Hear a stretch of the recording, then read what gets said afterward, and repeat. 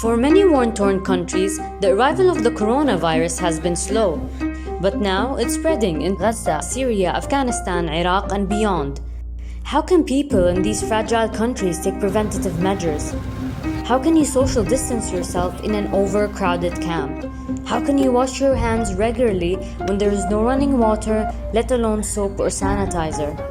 If Corona can overwhelm well-equipped, well-functioning hospitals in Europe, what happens in Yemen, where half the healthcare facilities are not functional? Or Somalia, where there are 9 hospital beds for every 10,000 people? But it's not hopeless.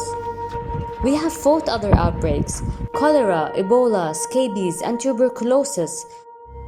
We know that rapid action can help avert the worst.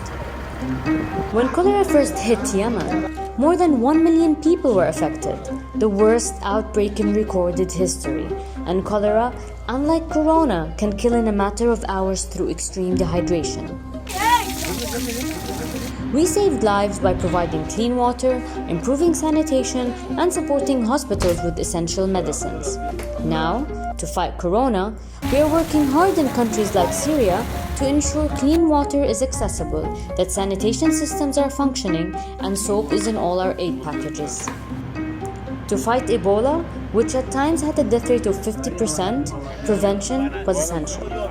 Congolese Red Cross teams went door to door telling families how Ebola spreads and worked with community elders and religious leaders to talk about the symptoms and the importance of early treatment.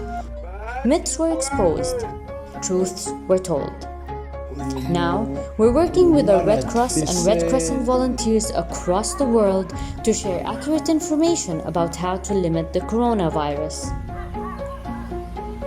When doctors and nurses get sick, people stop trusting hospitals. During the Ebola crisis, many pregnant women risked home births. Maternal fertility surged. Today, to protect healthcare workers battling corona, we're providing face masks, aprons, and gloves. We also know that triaging patients is very important to limit viruses. In the Democratic Republic of Congo and Somalia, we're helping hospitals to separate confirmed corona patients from suspected cases and put in place isolation facilities. We know from our work in prisons, screening is vital to control tuberculosis, a highly infectious, often deadly disease which can even be multi-drug resistant. We work with authorities to disinfect detention centers and medically screen new arrivals and identify and treat those infected with tuberculosis. And it is essential that hand-washing stations are available for all, guards and detainees. These measures are effective for tuberculosis and they can help limit corona. Syria, Gaza, and South Sudan have closed their schools. Iraq has a nationwide curfew. In Yemen, ports are closed and new arrivals tested for the virus.